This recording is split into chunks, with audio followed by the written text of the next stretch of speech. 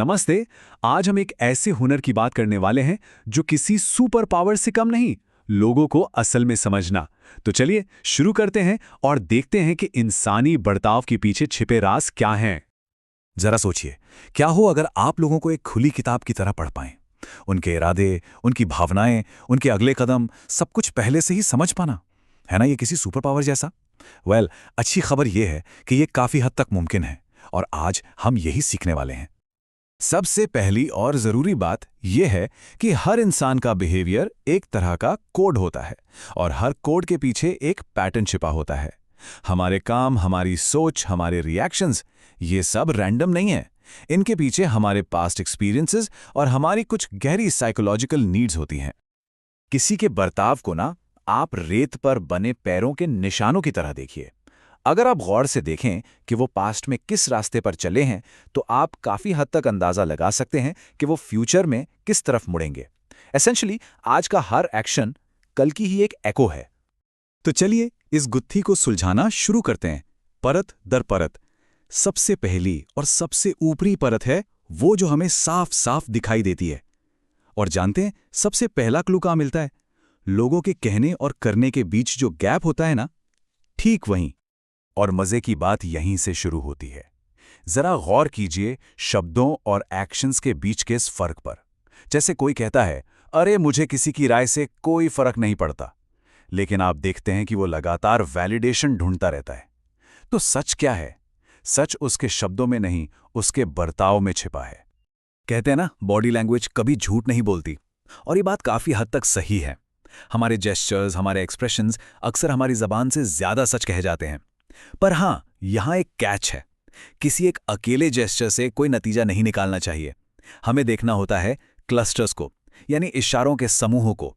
मान लीजिए कोई हाथ बांधकर खड़ा है, उसकी भौहें चढ़ी हुई हैं और जबड़ा भींचा हुआ है, तो चांसेस आर कि वो काफी नाराज है, भले ही वो कह रहा हो नहीं सब ठीक है। ऑलराइट, तो ये तो हो गई सरफेस की बात। अब चलिए एक लेवल और डीप चलते हैं। आखिर वो कौन सी ड्राइविंग फोर्स है जो हमारे हर एक्शन के पीछे होती है? असल में हर इंसान के हर काम के पीछे सिर्फ और सिर्फ दो पावरफुल फोर्सेस होती हैं। ये ह्यूमन साइकोलॉजी का सबसे फंडामेंटल रूल है, द प्लेजर/पेन प्रिंसिपल। हम अपनी पूरी जिंदगी या तो खुशी पाने की तरफ भागते हैं या दर्द से बचने के लिए दूर भागते हैं। Simple right? बस अगर आप ये डिकोड कर लें कि कोई इंसान किस प्लेजर के पीछे है या किस पेन से बच रहा है, तो आप उसके बिहेवियर को प्रेडिक्ट कर सकते हैं। अब देखिए ये दोनों फोर्सेस एक्शन में कैसी दिखती हैं। एक तरफ एक कोवर्कर है जो प्रमोशन और रिकॉग्निशन पाने की खुशी में एक्स्ट्रा प्रोजेक्ट्स ले रहा है, उसे प्लेजर चाहिए। दूसरी तरफ एक और कोवर्कर है जो फेलियर और क्रिटिसिज्म के डर से बचने के लिए कोई नई जिम्मेदारी ही नहीं लेना चाहता। सिचुएशन एक, मोटिवेशन अलग और रिजल्ट एकदम ऑपोजिट। चलिए अब एक और परत हटाते हैं और भी डीप जाते हैं। किसी भी गिवन मोमेंट में किसी इंसान की असल जरूरत क्या है? ये एक सवाल हमारी सारी प्रायोरिटीज और हमारे सारे फैसले तय कर देता है। मशहूर साइकोलॉजिस्ट एब्राहम मैस्लो ने हमें इसका एक बेहतरीन फ्रेमवर्क दिया है, जिसे कहते हैं मैस्लोज हायरार्की ऑफ नीड्स। इसका रूल बहुत सिंपल है। आप पिरामिड में ऊपर की नीड्स के बारे में तब तक सोच ही नहीं सकते जब तक आपकी नीचे की नीड्स पूरी ना हो। फॉर एग्जाम्पल, अगर किसी को ये टेंशन है कि खाने का और घर के किराए का इंतजाम कैसे होगा, तो वो इंसान अपनी क्रिएटिविटी या सेल्फ इंप्रूवमेंट के बारे में कैसे सोचेगा? पहले बेसिक नीड्स, राइट? और यही वजह है कि यह जानना इतना पावरफुल है कि कोई इस पिरामिड पर कहां खड़ा है।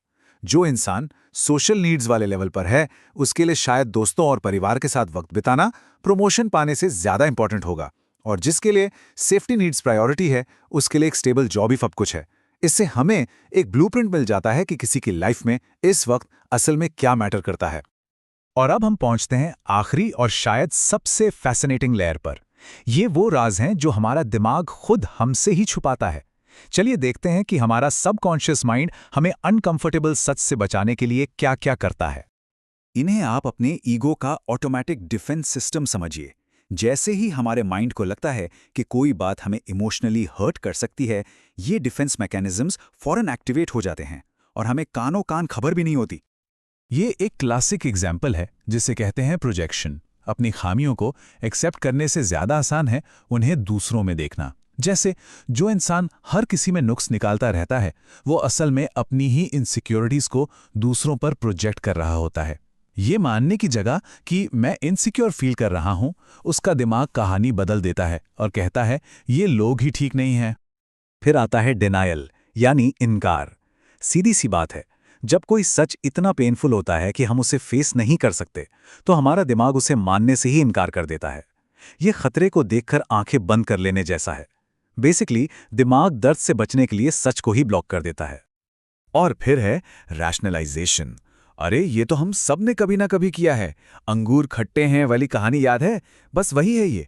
जब हमें कोई चीज़ नहीं मिलती जो हमें चाहिए थी, तो हम खुद को कन्विंस कर लेते हैं कि अरे वो तो मुझे चाहिए ही नहीं थी। जैसे वो जॉब तो वैसे भी बड़ी बोरिंग थी। ये ईगो को डिसअपॉइंटमेंट से बचाने का दिमाग का बड़ा क्लेवर तरीका है। तो अब हमने एक एक करके सारी परतें हटा दी हैं, पर सवाल यह है कि इस नॉलेज का करना क्या है। देखिए, इसका मकसद किसी को जज करना बिल्कुल नहीं है। इसका मकसद है एम्पैथी बिल्ड करना, कनेक्शन बनाना। तो ये है पूरा फ्रेमवर्क, ये 4 लेयर्स। सबसे पहले सरफेस बिहेवियर और बॉडी लैंग्वेज को ऑब्जर्व करना, फिर उसके पीछे की कोर मोटिवेशन को पहचानना, प्लेजर या पेन। उसके बाद मैस्लोज हायरार्की पर उनकी ज़रूरत को समझना, और आखिर में उनके अनकॉन्शियस डिफेंस मैकेनिज्म्स को रिकॉग्नाइज करना। ये एक स्टेप बाय स्टेप प्रोसेस है किसी के बिहेवियर की जड़ तक पहुंचने का। और आखिर में इस सब का असल मकसद यही है। जब हम किसी के एक्शन के पीछे का क्यों समझ जाते हैं ना, तो गुस्सा कम और एम्पैथी ज़्यादा आती है, कम्युनिकेशन बेहतर होता है और हमारे रिश्ते ज़्यादा मजबूत और मीनिंगफुल बनते हैं। तो मैं आपको एक आखिरी सवाल के साथ छोड़कर जाता हूं। अब जब आपके पास दूसरों के पैटर्न्स को देखने का ये टूल है, तो क्या आप इसका इस्तेमाल खुद के अंदर छिपे पैटर्न्स को खोजने के लिए करेंगे?